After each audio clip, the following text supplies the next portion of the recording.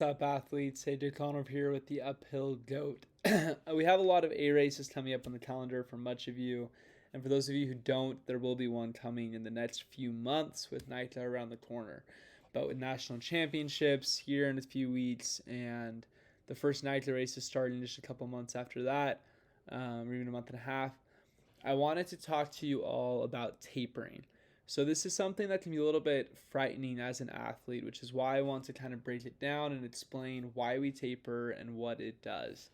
So, like I mentioned before with the pencil, with how the person with the longest and sharpest pencil winning, when we're talking about building that endurance base, the taper is sharpening the pencil. It's making it so that that pencil can be sharp and ready to write, ready to race. So basically, what a taper is a decrease in volume over the usually 10 to 14 days leading up to a race. So you kind of have um, what training peak size has, what we have it as the phase, the peak phase, and then the race phase. So you have 2 weeks of a peak phase, which is why we have you peak. That's what I'm sure you've all heard that term before, peaking. And what that really means is that we are tapering for a race. So that's why we set priorities for races, so that if it's a C race, we just train right through it. There's no rest or recovery going into the race, and we just race it a little bit fatigued and not at our optimal form, because we need to keep training so that we can be at our optimal form for our A race. Um, and then for B races, we'll do a small taper, so not a full 10 to 14 day taper, but rather a few days so that we can let go some of that fatigue, have a semi sharp pencil. But for an A race, we're hoping to get as much of the fatigue out of the body as possible. And some interesting things happen when we taper. We kind of call them the taper crazies, because mentally you start to feel anxious. You're wondering why, after all this hard work, am I not training as hard? You start to feel slow. It's kind of where you go through this interesting phase for the first few days. It's easy to get anxious about how you're feeling, but you need to trust the process. Eventually, you'll feel really good. Then the other common mistake that people will make is after they feel good, then what do? They want to test their fitness again right before the race, and that ends up being problematic. Then they add fatigue again, and so you really have to light the match on the right day, which is race day. And so for those of you who haven't tapered before, haven't experienced this full taper, it might be a little bit scary at first, but I'm really going to push you to trust the process and to trust that after a few more days you'll feel really good and you'll be able to race really strong. What this taper does typically leads to a 1 to 6% increase in performance, generally a 3 to 4% increase. So if you think about it, that's a lot. If it's a 100-minute race, that could be 3 to 4 minutes faster in theory with the proper taper.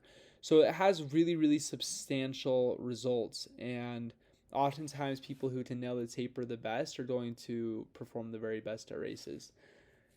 Um, Now, why don't we taper for every race, you might wonder. And the reason why is because um, in the process of your fatigue decreasing, your fitness is also decreasing. That's why the taper is not 3 weeks or 4 weeks, right? To get all of the fatigue out, because we want to keep the 10 to 14 day range as kind of this optimal um, time for your fitness to not really decrease at hardly at all, but your fatigue to drop a lot, so you're able to race really well. But it's kind of like we're looking for just big lengthening of the pencil the whole year until those key races.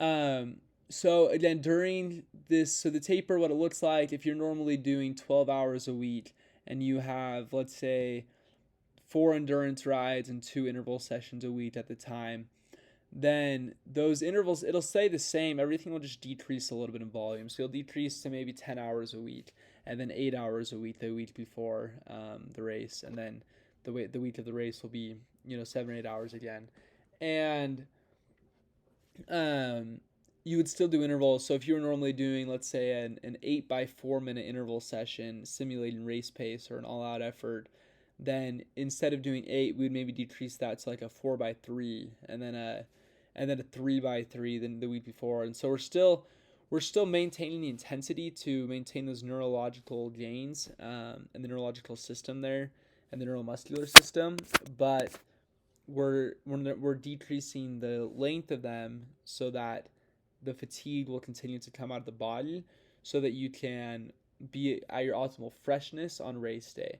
They call this form. So the person with the best form is going to have the sharpest pencil and be the most prone to win the race, is assuming their pencil is long enough.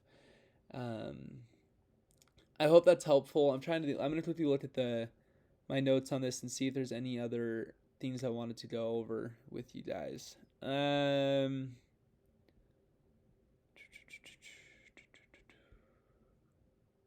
So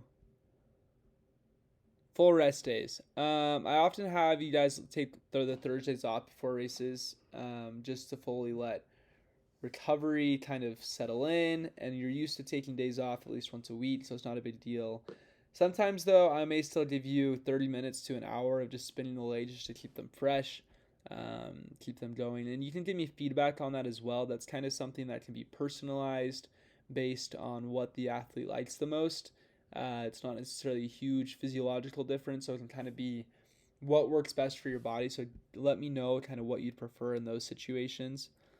The other thing, with a taper, you're not going to be training as long, so you'll be burning fewer calories. And so you will want to keep that in mind with nutrition and fueling.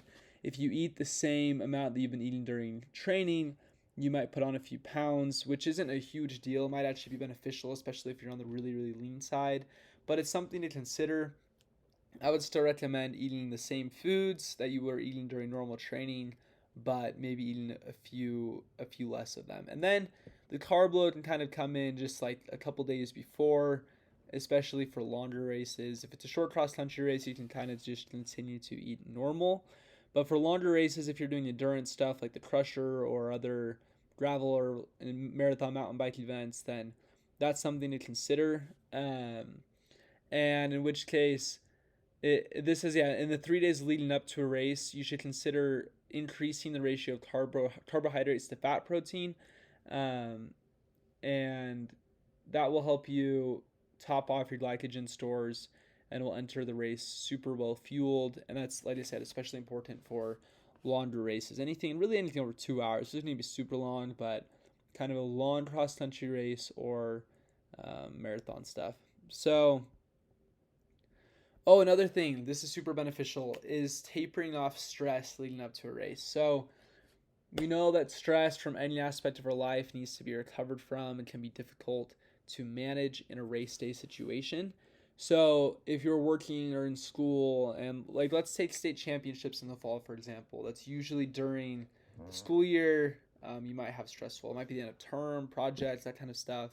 I would recommend getting as much of it done as you can by Tuesday, so that you can have Wednesday, Thursday, Friday to kind of decompress, relax, and go into the race more mentally fresh as well. We kind of call that the mental taper. It doesn't need to be as long, but if you can kind of get the stressful part of your week done at the beginning, it will allow you to have that time to relax and to get into a good headspace for racing.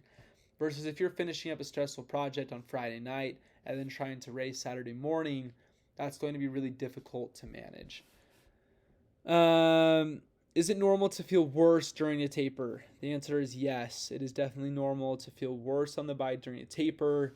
Oftentimes, aches and pains that you didn't realize were there will start to come out as your body is recovering from layered fatigue from previous training loads. And so don't stress out about that too much. Give it a few more days. Trust the process. That's why we give it a couple of weeks of a taper, so that all of that can be flushed out and you can be at optimal freshness on race day. That may not happen to everyone. Some people feel good the whole time, but it is super common to feel a little bit worse during the taper. And after a few days, you'll feel good. But again, that's when you're going to have to kind of hold yourself back and not give her the beans, because it could mess you up quite a bit. So that's the taper. If you have questions, feel free to comment below or message me. Thanks, guys.